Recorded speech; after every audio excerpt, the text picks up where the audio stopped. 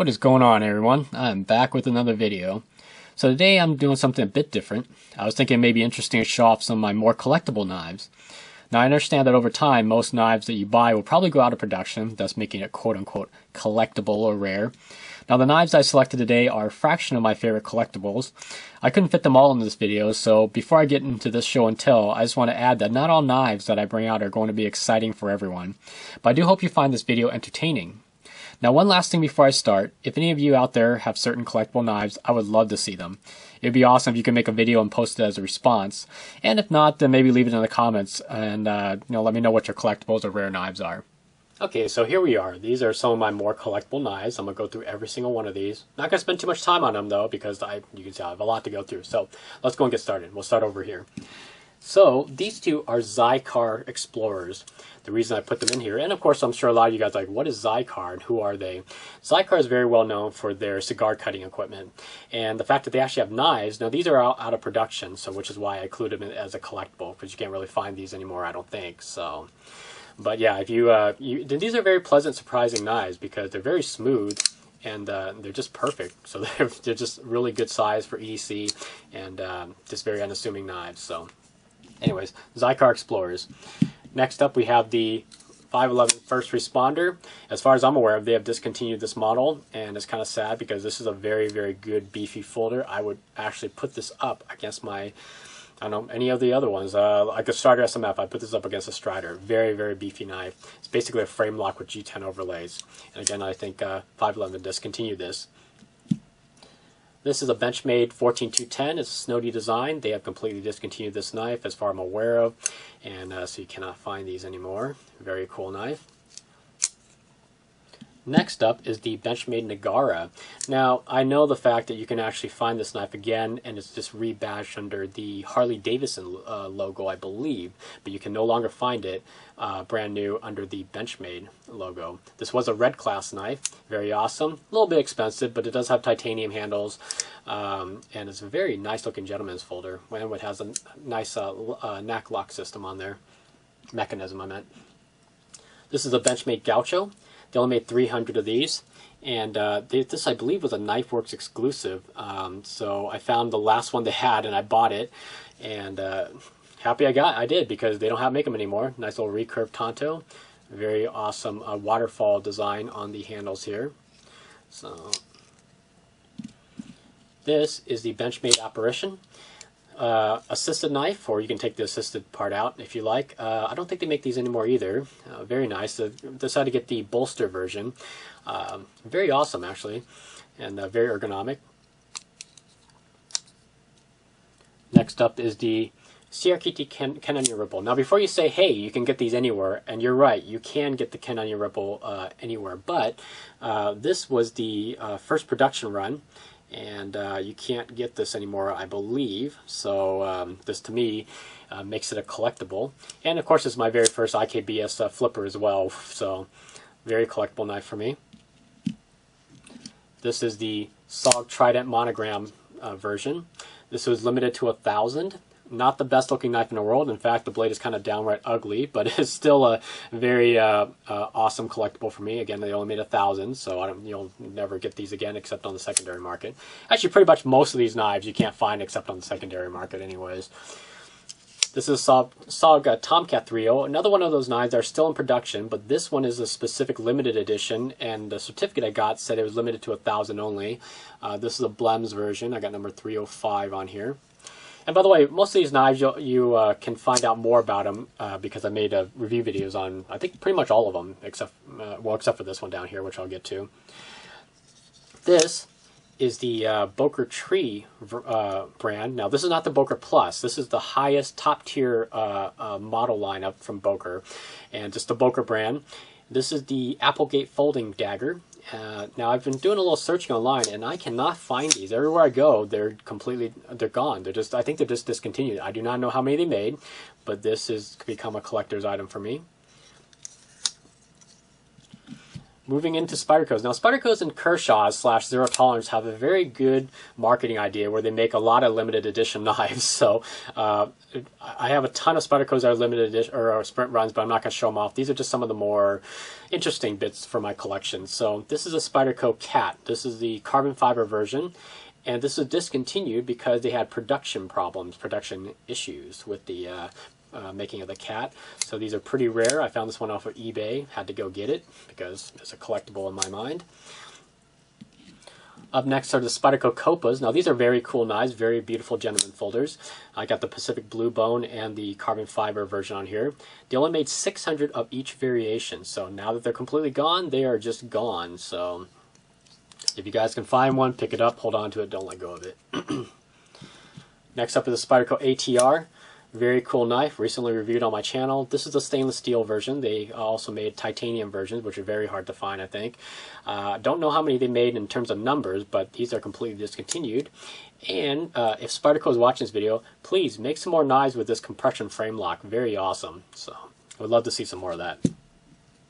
This I picked up from my buddy Jeff Juice. This is the Spyderco Chris. I don't know how many they made of this, but this is not available anymore. So, but very awesome. You can just tell I just love that kind of curvy, wavy blade. Just beautiful.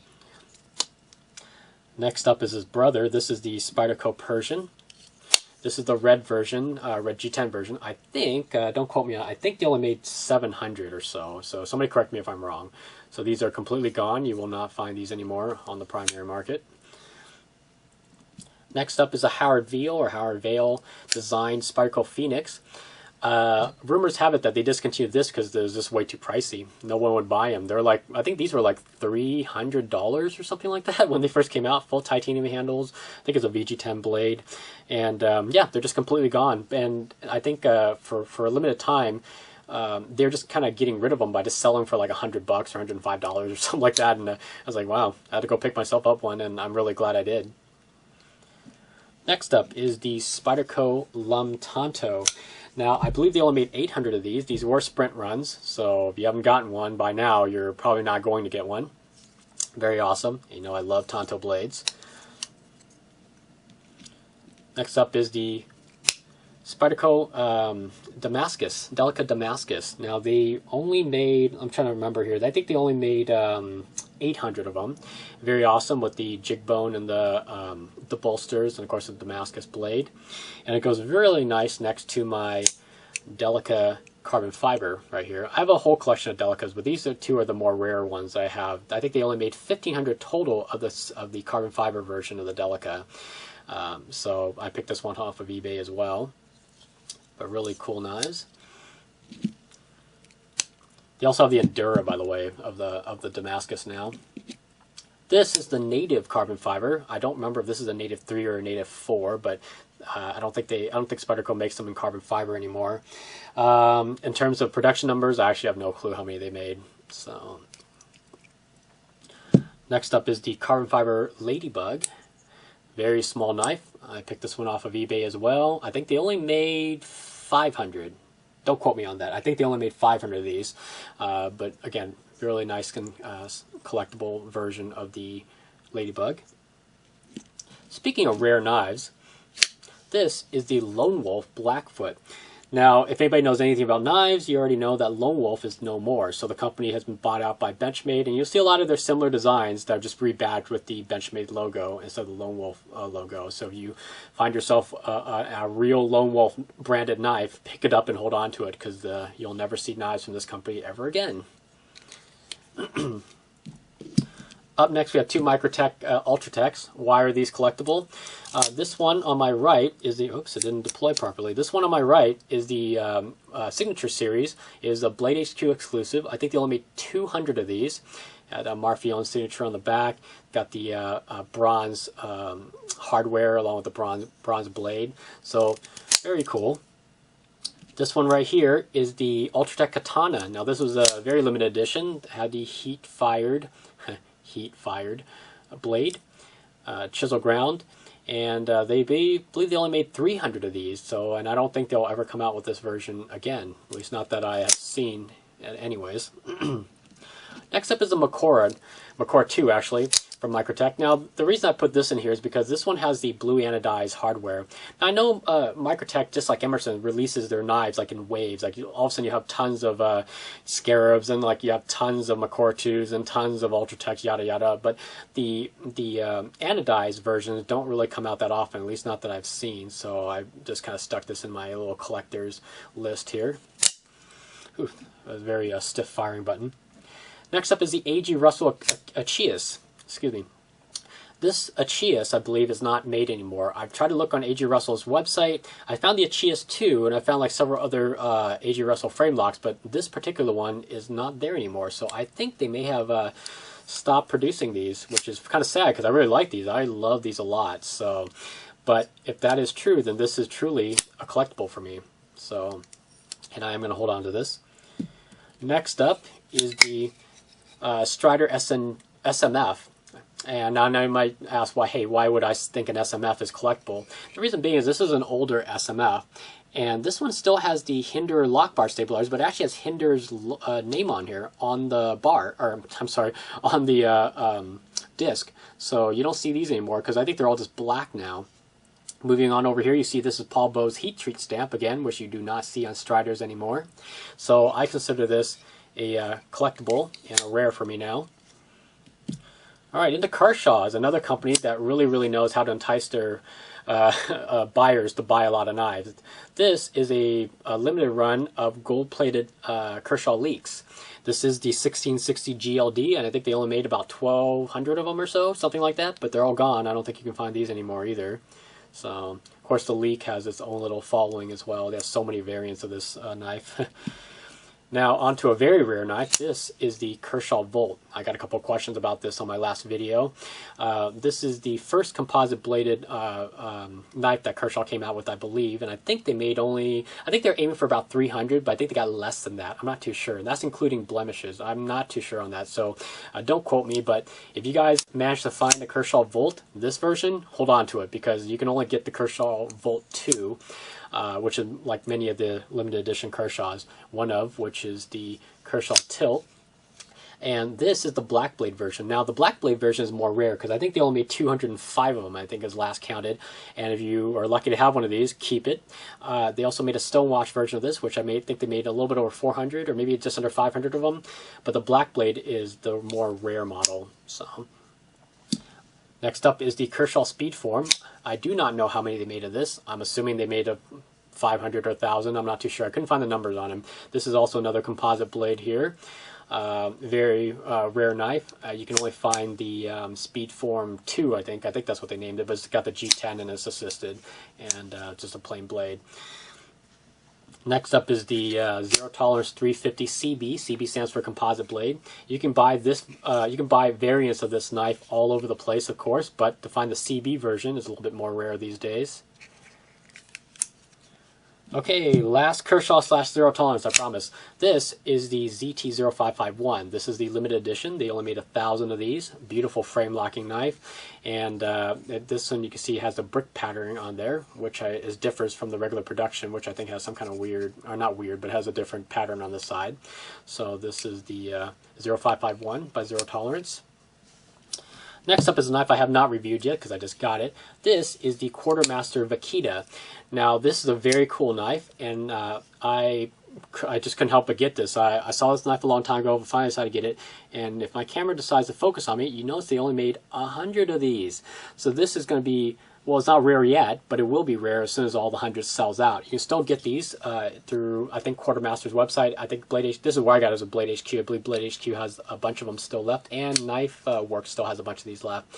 Again, they're only making 100 of these. It's a knife that's extremely hard to open. Now, I know 9line makes a version of this knife called the Sin Raptor. Now, the reason I decided to go with this is because the Sin Raptor does not have the fingerprinted titanium side and the fingerprinted clip like this one does. It does not have a titanium blade, and it does not have the radiused G10 side. It's smooth on the Sin Raptor, and this side is just regular silver / gray titanium locking side. It still has a laminate blade. but the blade on this one's titanium versus the other one, which is 154 cm. Neither of them has a carbonized edge on, like as in the regular Warren Thomas, knives, custom knives. But this one's more rare, and at least as far as I'm aware, this one's more rare, and I think it's more collectible and more beautiful looking than the 9-line version. And they're about the same price too, in case you guys want to know. Okay, this is the Captain Ikla. Boy, I can't talk today.